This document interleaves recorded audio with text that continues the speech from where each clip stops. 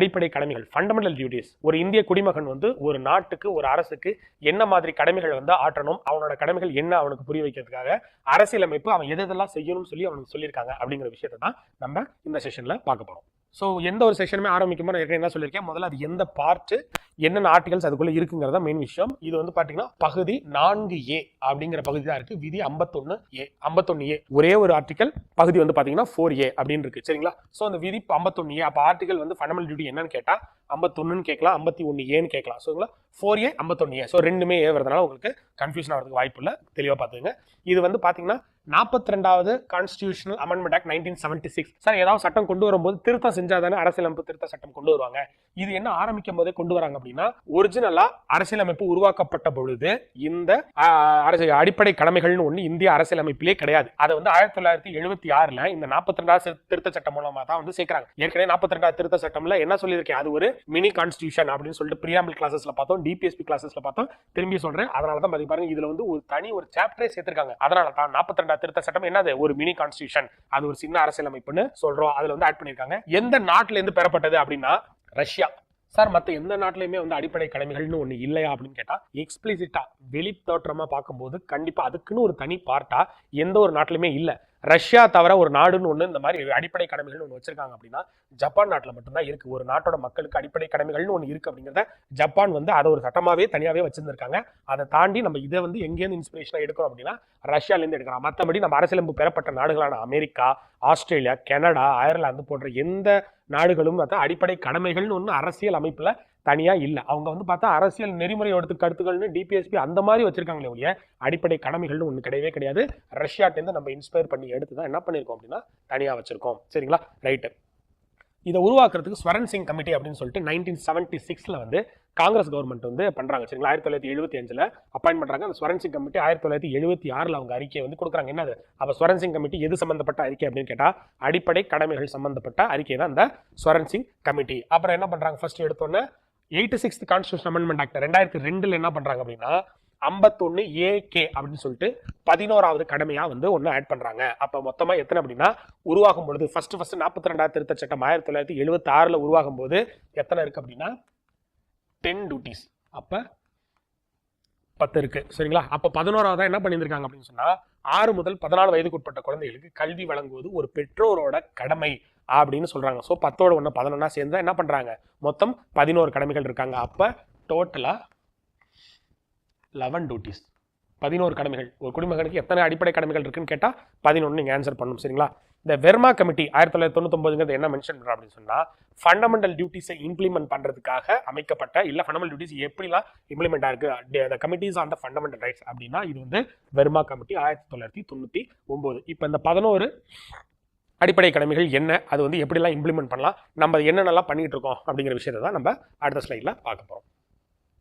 ஏற்கனவே சொல்லியிருக்கேன் கடமைகள் வந்து மொத்தம் எத்தனை இருக்கு அப்படின்னா 11. அதுல வந்து பாத்தீங்கன்னா முதல் இது to abide by the constitution and respect its ideals and institutions, the national flag, the national anthem. சரிங்களா? ஸ்தாபனங்கள், அரசியலமைப்பு ஸ்தாபனம், தேசிய கொடி, தேசிய கீதம்.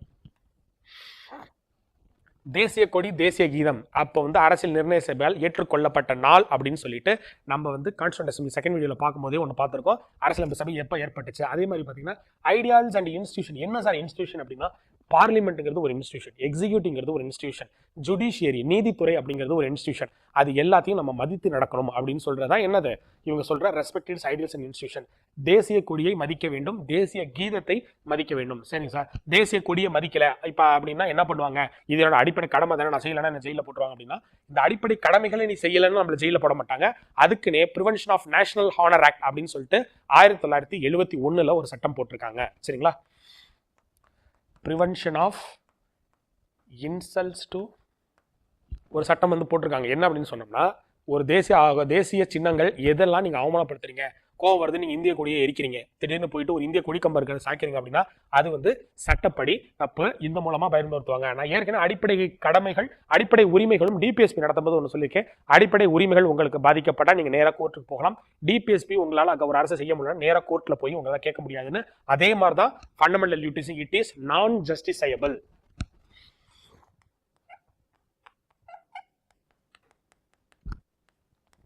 என்ன அப்படின்னா நீதிமன்றத்தில் தீர்வு கிடைக்காது. அடிப்படை உரிமைகள் பாதிக்கப்பட்டால் நீங்கள் சுப்ரீம் கோர்ட்டுக்கும் போகலாம், ஹை கோர்ட்டுக்கும் போகலாம்னு சொல்லியிருந்தோம். பட் டிபிஎஸ்பி இதுவும் நான் ஜஸ்டிபிள்ஸ் அப்படின்னா இதை வந்து செய்யுங்கன்னு சொல்லி உங்களை ஃபோர்ஸ் பண்ண ஒரு அரசாங்கத்தால் முடியாது. ஆனால் நீங்கள் சட்டப்படி என்ன பண்ணணும் அப்படின்னா உங்களோட அடிப்படை கடமைகளை நீங்கள் நிறைவேற்றி தான் ஆகணும்னு சொல்லிட்டு இந்த மாதிரி ஒவ்வொரு சட்டம் போட்டிருக்காங்க. அப்போ இது வந்து 51A வந்து உங்களுக்கு என்ன வருது அப்படின்னா ஸ்தாபனங்கள், தேசிய கொடி, தேசிய கீதம், இதை மூணுத்தையும் மதிச்சு நடக்கணும். இந்த ஸ்தாபனங்கள்ங்கிறது வந்து எது வேணாலும் இருக்கலாம், புரியுதுங்களா? அப்போ என்ன, இந்தியாவோட கட்டமைப்பு, அரசியல் கட்டமைப்பு எது வேணாலும் இருக்கலாம். திடீர்னு இந்திய அரசியலமைப்பு புக்கை கொண்டு போய் நீங்கள் எரிக்க முடியாது, எரிச்சிங்கன்னா ஜெயிலுக்கு தான் போகணும். ஸோ ஸ்தாபனங்கள்ங்கிறது நம்ம என்ன வேணாலும் வரலாம். அடுத்தது, to cherish and follow the Nobel ideals that inspired the national struggle for freedom. நமது சுதந்திர போராட்டத்திற்கு தூண்டுகோலாக அமைந்த உன்னதமான நோக்கங்களை பேணி காத்தல். என்ன பெருசா சுதந்திரத்துக்கு போராடிட்டாங்க அப்படின்னு சொல்லிட்டு யாரையும் அவமானப்படுத்த விட, காந்திஜி போட்டோ எரிச்சோம்னா விடுவோமா, அதே மாதிரி தான் இருக்கும், சரிங்களா? அதே மாதிரி நம்ம சுதந்திர போராட்டத்தை மதிக்கணும். நமக்காக கஷ்டப்பட்டு பல பேர் ஜெயிலுக்கு போய் உயிர் நீத்து இந்த சுதந்திரத்தை ஆகஸ்ட் 15, 1947 வந்து நமக்கு பெற்று தந்திருக்காங்க. ஸோ அவங்களோட தியாகத்தை போற்றணும் அப்படிங்கிறது தான், போற்றணும். அதே சமயத்தில் அதை வந்து இழிவுபடுத்தக்கூடாது. ஸோ அதற்கு தூண்டுகோலாக அந்த உன்னதமான நோக்கங்களை பேணி காக்கணும் அப்படிங்கிறத என்ன சொல்றாங்க அப்படின்னா 51A இந்த B சொல்றாங்க. உங்களுக்கு கொஸ்டின்ஸ் வந்து இந்த மாதிரி தனித்தனியாக இது ஃபண்டமெண்டல் டியூட்டியான்னு கேட்கறதுக்கு வாய்ப்பு இருக்கு. இந்த கொஸ்டின்ஸ் வந்து உங்களுக்கு எப்படி மென்ஷன் பண்ணுவாங்க அப்படின்னா 51A A, 51A B, இந்த மாதிரி கேட்கறது கூட வாய்ப்பு இருக்கு. 51AC வந்து என்ன வரலாம் அப்படின்னு சொல்லி உங்களுக்கு கேட்கறது கூட வாய்ப்பு இருக்கு. அதனால தான் என்ன பண்ணேன், டோட்டலாக 51A முன்னாடி கொடுத்துட்டு உங்களுக்கு ABCன்னு கொடுத்துருக்கேன். நான் உங்களுக்கு வர ஸ்லைட்ஸ் எல்லாத்தையுமே எழுதிடுறேன், உங்களுக்கு எந்த கன்ஃபியூஷனும் இருக்காது. அடுத்தது, to uphold and protect the sovereignty, unity and integrity of India. இந்தியாவின் இறையாண்மையையும் ஒற்றுமையையும் ஒருமைப்பாட்டையும் பாருது. இந்த வார்த்தை ஏற்கனவே எங்கேயோ பார்த்த மாதிரி இருக்குங்களா? என்ன பண்ணியிருக்கோம், ஏற்கனவே செகண்ட் ஸ்லைடு பிரியாம்பிளில் பார்க்கும்போது சில வார்த்தைகளை வந்து சேர்த்திருக்காங்க அப்படின்னு சொல்லிட்டு பிரியாம்பிள் ஒரு 5 வார்த்தை வரிசையாக வரும். 42வது திருத்த சட்டம் 1976 உங்களுக்கு 3 வார்த்தை சேர்த்திருக்காங்க, சோஷியலிஸ்ட், செகுலர், இன்டெகிரிட்டி அப்படின்னு சொல்லிட்டு 3 வார்த்தை வரிசையாக ஆட் பண்ணியிருப்பாங்கன்னு சொல்லியிருக்காங்க. அதில் தான் இறையாண்மை, இந்திய இறையாண்மை என்ன சொல்லி ஏற்கனவே, இந்திய இறையாண்மைங்கிறது நமது உள்நாட்டு விவகாரங்கள், நமது எல்லைகளை அபகரிக்கவோ எந்த நாடும் நம் உள்நாட்டு பிரச்சனைகளை தலையிட எந்த உரிமையும் கிடையாது. அதுதான் என்னது அப்படின்னா இறையாண்மை. அதே மாதிரி யூனிட்டி, ஒற்றுமை, மத சார்பற்ற அரசுன்னு நம்ம ஏன் சொல்றோம் அப்படின்னு சொன்னா ஒத்துமையா இருக்கணும். நான் என்ன சொல்லியிருக்கேன், எனக்கு பக்கத்துல இருக்கிற ஒரு ஆண்மகன், ஒரு பெண் வந்து எனக்கு சகோதரன், சகோதரியா, என் உடன் பிறந்தவனா தான் இருக்கணும்னு அவசியம் இல்லை. இந்த நாடு ஒன்றா இருக்குது அப்படிங்கும் போது அவன் என்னோட சகோதரனா அவனை நினைக்கிறேன். இருக்கும்போது all Indians are my brothers and sisters school படிக்கும்போது பிளட்ஜ் இப்படி வச்சுட்டு பண்ணிருப்போம், ஞாபகம் இருக்குங்களா? ஸோ அது என்னன்னா அது உன்னோட கடமை அப்படின்றாங்க. உன் பக்கத்துல இருக்கவன ஒரு சகோதரனா பாரு அப்படின்னு வந்து உன்னோட கடமைன்னு சொல்றாங்க. அடுத்தது, ஒருமைப்பாட்டை பேணி காத்தல். அது ஒற்றுமைக்கும் ஒருமைப்பாடுக்கும் என்ன வித்தியாசம் அப்படின்னா, ஒற்றுமை நீயும் நானும் ஒற்றுமையா இருக்கும், ஒருமைப்பாடு அப்படிங்கிறது நம்மளோட திங்கிங் ப்ராசஸ் எல்லாமே சேர்ந்து நாடு வந்து ஒன்னா இருக்கணும் அப்படிங்கிறது. இன்டெகிரிட்டி அப்படிங்கிற வார்த்தை புரியுதுங்களா? ஒருமைப்பாடா இருக்கணும்னு சொல்றது வந்து நாட்டோட பேஸ் பண்ணி சொல்றது தான் இந்த ஒருமைப்பாடு. ஸோ இது என்னது 51A C, இது வந்து 51AC 3வது தான் சொல்றாங்க. அடுத்தது, to defend the country and render national service when called upon to do so. நாட்டை காப்பதுடன் தேவையான போது நாட்டு நலப்பணி பேணி செய்தல். இது என்ன ஆர்டிக்கல்ல வருது, 51A D, சரிங்களா? ரைட். இந்த ஆர்டிக்கல் என்ன பண்றாங்க அப்படின்னு சொன்னா யோசிச்சு பாருங்க.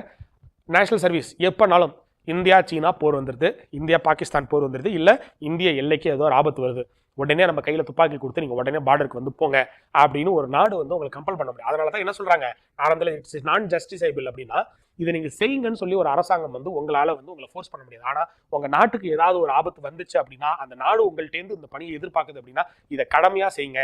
உங்களை ஃபோர்ஸ் பண்ண முடியாது, அது இந்திய அரசாங்கம் அதை பண்ணாது இருக்கும்போது, பட் அந்த நாடு உங்களிடமிருந்து எதிர்பார்ப்பது அதுதான் அப்படின்னா அதை செய்ய வேண்டியது உங்களோட கடமை, நாட்டு நல்லதுக்காக செய்யுங்கன்றாங்க. இப்போ இந்த நேஷனல் சர்வீஸ் இருக்கும்போது எல்லாமே நம்ம பார்டர்ல போய் செய்ய முடியாது. அந்த பணிகளுக்கு தான் நம்ம லோக்கல்லாம் என்ன செய்யறோம், ஸ்கூல்ல யோசிச்சு பாருங்க, NSS போறோம், NCC போறோம், ஞாபகம் இருக்குங்களா? அவங்க NSS NCCல என்ன பண்றோம், நாட்டு மக்கள் அவங்க பார்டர்ல செய்யறது அதே பாதுகாப்பை நம்ம என்ன பண்றோம், உள்ளூர்ல செய்யறோம். அப்ப நம்ம கடமைகளை வந்து லோக்கலா நம்ம என்ன செய்ய முடியுமோ அதை செஞ்சுட்டு தான் இருக்கும். அது உங்களோட கடமை, அதை செய்யுங்கன்னு சொல்லி என்ன பண்றாங்க, அரசியலமைப்பு திருத்த சட்டத்துல கொண்டு வராங்க. அடுத்தது 51A E, இவங்க என்ன பண்றாங்க, to promote harmony and spirit of common brotherhood amongst all the people of India transcending religious, linguistic and regional sexual diversities and to renounce practices derogatory to the dignity of women. So இது ஒண்ணு. இந்த இது வந்து பாத்தீங்கன்னா பெண்கள் சம்பந்தப்பட்டது, புரியுதுங்களா? பெண்களுக்கு மரியாதை கொடுப்பது ஒரு குடிமகனின் கடமை அப்படிங்கறத வந்து இதுல வந்து சொல்ல வராங்க. அது என்ன சொல்றாங்க, சமய மொழி வட்டார பிரிவினை வேறுபாடுகளை கடந்து ஒரு இந்திய மக்களை என்னென்ன விதத்தெல்லாம் பிரிக்கலாம், ஜாதி மதம் சமயம் கல்ச்சர், நீ இந்த ஊர் கிடையாது நான் அந்த ஊர், நீ வேறு மாநிலவன், நீ வேறு கலர் நான் வேறு கலர், நான் பிறந்த இடம் வேற, உன் ஜாதி வேற ஏன் ஜாதி வேற, உன் நிறம் வேற ஏன் நிறம் வேற, உன் கலாச்சாரம் வேற அப்படின்னு சொல்லிட்டு இந்த மாதிரி விஷயங்கள்ல தான் பிரிக்க முடியும். பிரிக்கிறதுக்கான வழிகள் இருக்கு. ஸோ அந்த சமய மொழி வட்டார பிரிவினை வேறுபாடுகள் கடந்து இந்திய மக்கள் அனைவரும் சகோதர உணர்வு, பிரதர்ஹுட், இங்கிலீஷ்ல வார்த்தை வந்து பாத்தீங்கன்னா ஃப்ராட்டர்னிட்டின்னு ஒரு வார்த்தை இருக்கு. சகோதர உணர்வு நல்லிக்கத்தை வளர்த்து பெண்களின் கண்ணியத்தை குறைக்கின்ற செயல்களை விட்டொழித்தல். 2 பேர் பிரிஞ்சு இருக்காதீங்க, ஆனா எப்பவுமே என்ன பண்ணுங்க அப்படின்னு சொன்னா பெண்களோட கண்ணியத்தை காப்பாற்ற வேண்டியது ஒவ்வொரு ஆண்மகனின் கடமை கிடையாது, ஒவ்வொரு குடிமகனின் கடமை. புரியுதுங்களா? குடிமகனின் கடமை. அப்ப அந்த குடிமகன் வந்து பாத்தீங்கன்னா அதுல பெண்கள், அப்ப பெண்களின் கண்ணியத்தை காப்பது ஒரு பெண்ணின் கடமையும் கூட, அதே மாதிரி ஒரு குடிமகனின் கடமை நம்ம அனைவரோட கடமைன்னு சொல்லி 51A வந்து சொல்றாங்க. அடுத்தது 51A F. To value and preserve the rich heritage of countries' composite culture. பல்வேறு கூறுகளுடைய நமது பண்பாட்டின் வளமான பாரம்பரியத்தை மதித்து போற்றி காத்தல், பொது சொத்தை பாதுகாத்தல், வன்முறையை விட்டொழித்தல் அப்படிங்கிறத சொல்றாங்க. என்ன சொல்றாங்க? பாரம்பரியத்தை மதித்து காப்பாற்றணும் சார். கல்ச்சருங்கிறது வந்து பாரம்பரியம். அது என்ன? Composite culture. இந்தியாவில் ஒரு விதமான கலாச்சாரம் கிடையாது, பலவிதமான கலாச்சாரம், பலவிதமான கலவையான கலாச்சாரம். ஸோ அது எல்லாத்தையுமே நம்ம வந்து பேணி காக்கும் ரிச் ஹெரிட்டேஜ் நமது பண்பாடு இருக்கும்போது. ஏன்னா பலவிதமான இருக்கும்போது பார்த்தா இந்தியா மாதிரி ஒரு டைவர்சிஃபைடு கல்ச்சர் நீங்கள் உலகத்தில் எங்கேயுமே பார்க்க முடியாது. இப்போ இங்கே இருக்கிறவங்க வந்து இங்கேருந்து பார்டரை தாண்டி நம்ம பக்கத்தில் இருக்க கர்நாடகா, கேரளா, ஆந்திராவுக்கு போனீங்கனாலே அங்கே சாப்பாடு பழக்கவங்களுக்கு உடை எல்லாமே இங்கே இருக்கிறது கம்ப்ளீட்டாக அப்படியே வேற மாதிரி இருக்கும். ஆனால் ஒரு சக மனிதனாக தான் இன்னும் நம்ம மதித்து கொண்டு இருக்கோம். அது உங்களோட கடமை அப்படின்னு சொல்றாங்க. அடிப்படை கடமை 51A F. அடுத்தது to protect and improve the natural environment including forest, lake, river and wildlife and have the compassion for living creatures. வார்த்தை பாருங்க, compassion for the living creatures. காடுகள், ஏரிகள், ஆறுகள், வனவிலங்கு உள்ளிட்ட இயற்கை சூழலை மேம்படுத்தி பாதுகாத்தல், உயிரினங்களின் பரிவுடன் இருத்தல். மனுஷனா பிறந்துட்டாங்கிறதுக்காக உன்னோட குடிமகனுக்கு மட்டுமே தான் நீ வந்து சகோதரத்துவமா இருக்கணும் அவசியம் இல்லை. உயிர் இல்லாத பொருள்கள் அப்படின்னு சொல்லிட்டு காடுகள் மரங்களுக்கும் உயிர் இருக்குன்னு சொல்றாங்க. அந்த மாதிரி இருக்கிறது காடு, ஏரி, ஆறு, வனவிலங்கு இது எல்லாத்தையும் இயற்கை சூழல் மேம்படுத்த அந்த உயிர்கள் எடுத்த பரிவுடன் நடந்துக்கணும். இருக்கும்போது ஒரு விலங்கு இருக்குன்னா அதை கொல்லக்கூடாது. இப்போ வந்து தேசிய பறவை வந்து மயில் அப்படின்னா அந்த மயிலை நீங்க கொன்னுங்க அப்படின்னு சொன்னோம்னா உங்களுக்கு சட்டம் தண்டிக்கும். ஒரு புலியை கொன்னீங்க அப்படின்னு சொன்னா அது சட்டம் தண்டிக்கும். புரியுதுங்களா? அப்ப அரசாங்கம் சொல்றதை தண்டிக்கும் போது என்ன அப்படின்னா சட்டத்துக்கு பயந்து நீங்க அதை பண்ணக்கூடாது. ஒரு இந்திய குடிமகனா அந்த இதை வந்து நீங்க பண்ணுங்க, சட்டத்துக்கு பயந்து பண்ணாதீங்க, குடிமகனா அந்த இதை பண்ணுங்கன்னு சொல்றதா என்ன பண்றாங்க? காடுகள், ஏரிகள், வனவிலங்கு. சார் நீங்க தான் ஆரம்பம் சொன்னீங்க அடிப்படை கடமைகள் வந்து நான் செய்யணும்னு அவசியம் இல்லை, என்ன பண்ணக்கூடாது அப்படின்னா இதை நீங்க பறிக்கூடாது, துன்புறுத்ததான் கூடாது. பறிவு காட்டலனாலும் பரவாயில்ல, ஆனா இதை நீங்க பண்ணீங்க அப்படின்னா சட்டம் எப்படி தண்டிக்குது நம்ம ஏற்கனவே பார்த்திருக்கோம். ஃபாரஸ்ட் ஆக்ட் 1980 பார்த்திருக்கோம், வைல்ட் லைஃப் ப்ரொடெக்ஷன் ஆக்ட் 1972 ஏற்கனவே நம்ம டிபிஎஸ்ல பார்த்திருக்கோம். அதே சட்டம் தான் இங்கேயும் தண்டிக்கும். அந்த கடமையை நீங்க செய்ய தவறுனா அதை வந்து எதுல சொல்லியிருக்காரு? 51A G. சரிங்களா? அடுத்தது 51AH. அதுல என்ன சொல்றாங்க அப்படின்னா to develop scientific temper, humanism and the spirit of enquiry and reform. சரிங்களா? அறிவியல் மனப்பாங்கு, மனிதாபிமானம், ஆராய்ச்சி உணர்வு, சீர்திருத்த மனப்பான்மை ஆகியவற்றை வளர்த்தல். இந்த சயின்டிபிக் டெம்பர் அப்படிங்கிற வார்த்தை வந்து பண்டிட் ஜவஹர்லால் நேருக்கு ரொம்ப பிடித்த வார்த்தை. இந்த சயின்டிபிக் டெம்பர்ங்கிறது அது என்னங்க? அறிவியல் மனப்பாங்கு அப்படின்னு சொன்னோம்னா நம்மளோட பழக்க வழக்கங்கள் எல்லாமே வந்து பாத்தீங்கன்னா மதம் சார்ந்து இல்ல கலாச்சாரம் சார்ந்து இருக்கு. அதை ஃபாலோ பண்றதுல அரசியலமைப்பு எல்லா உரிமையும் கொடுத்துருக்க மாதிரி எதை பார்த்தாலும் ஒரு அறிவியலா பாருங்க. அறிவியல் தான் நாட்டை அடுத்த கட்டத்துக்கு முன்னேற்றி கொண்டு போகும். சயின்ஸ் அண்ட் டெக்னாலஜியை டெவலப் பண்ணுங்க, தொழில்நுட்பத்தை அரசியல் ரீதியாக டெவலப் பண்ணுங்கன்னு சொல்லி நேரு அவர்கள் வந்து இந்தியா வந்து சுதந்திரம் பெறும்போது அவரோட ஸ்பீச்ல வந்து சொல்லியிருப்பார். ஸோ அந்த சயின்டிபிக் டெம்பர், ஹியூமனிசம், ஹியூமனிட்டி, மனிதாபிமானமாக நடந்து கொள்வது. அது என்ன மாதிரியா இருக்கலாம்? உணவு வழங்குறது, போறது அப்படின்னு மனிதத்தன்மையுடன் நடந்து கொள்வது. அடுத்தது spirit of enquiry and reform, ஆராய்ச்சி உணர்வு, சீர்திருத்த மனப்பான்மை. பழங்கால இதுல இருந்துக்காதீங்க. இப்ப சரி பாத்தீங்கன்னா உடன்கட்டை ஏறுதெல்லாம் பாத்தீங்கன்னா ஒழிச்சோம் பாத்தீங்களா, அதெல்லாம் ஒரு சீர்திருத்த மனப்பான்மை. பழங்காலத்துல இதை நாங்க பண்ணிட்டு இருக்கோம், அதை மாற்ற முடியாது அப்படிங்கும்போது ஒரு உயிரினத்துக்கு பிரச்சனை வரும்போது நம்ம என்ன பண்ண போறோம்? இதுல இருந்து பாதுகாத்துருங்க, ஒரு சீர்திருத்த மனப்பான்மை வச்சுங்க. ஆராய்ச்சி உணர்வு இருக்கணும், எதா இருந்தாலும் ஆராய்ந்து பார்க்கும் ஒரு மனது இருக்கணும் அப்படின்னு சொல்றாங்க. 51AH இது உங்களுக்கு ஒரு அடிப்படை கடமையா செய்யுங்க, நாட்டோட வளம் வளர்ச்சி பெறுகிறதுக்கு இது உதவும் அப்படின்னு சொல்றாங்க. அடுத்தது 51A to safeguard public property and observe violence, பொது சொத்தை பாதுகாத்தல், வன்முறையை விட்டொழித்தல். உங்களுக்கு கோவம் இருந்துச்சு அப்படின்னு சொன்னோம்னா, தனி மனிதமா உங்களுக்கு கோவம் இருந்துச்சு அப்படின்னா நீங்க உங்க வீட்டுல இது பண்றதுல உங்களுக்கு பிரச்சனை இல்லை, அது உங்களுக்கு பொருள். பொது சொத்து அப்படிங்கிறது பார்த்தா அனைத்து மக்களும் வரி செலுத்தி அது மூலமாக ஒரு சொத்தை வந்து உருவாக்கி அந்த சொத்தை அரசாங்கம் வைத்துக்கிறதுக்காக ஒரு சொத்து உருவாக்கப்படுறது இல்லை, அது பொதுமக்கள் பயன்பாட்டுக்காக வருது. ஸோ நீங்க ஏற்படுத்துற அந்த சேதமானது என்ன அப்படின்னா உங்களுக்கு நீங்களே ஏற்படுத்திக்கிற சேதம். பொது சொத்துங்கிறது வந்து என்ன, அது பொதுவான எல்லாத்துக்கும் சொத்துங்கிறது இந்திய குடிமகனுக்கான சொத்து. ஸோ அந்த பொது சொத்தை வந்து பாதுகாக்க வேண்டியது நம்மளோட கடமை. சட்டப்பூர்வமா அதை வந்து அதை ஏதாவது டெஸ்ட்ராய் பண்ணாங்கன்னா சட்டம் நடவடிக்கை எடுக்கும். ஆனால் அது நீங்க செய்யாதீங்க, கடமையா செய்யுங்க அப்படின்னு சொல்லிட்டு என்ன சொல்றாங்க, பாதுகாக்க சொல்றாங்க. வன்முறையை விட்டொழித்தல், வயலன்ஸ் பண்ணாதீங்க.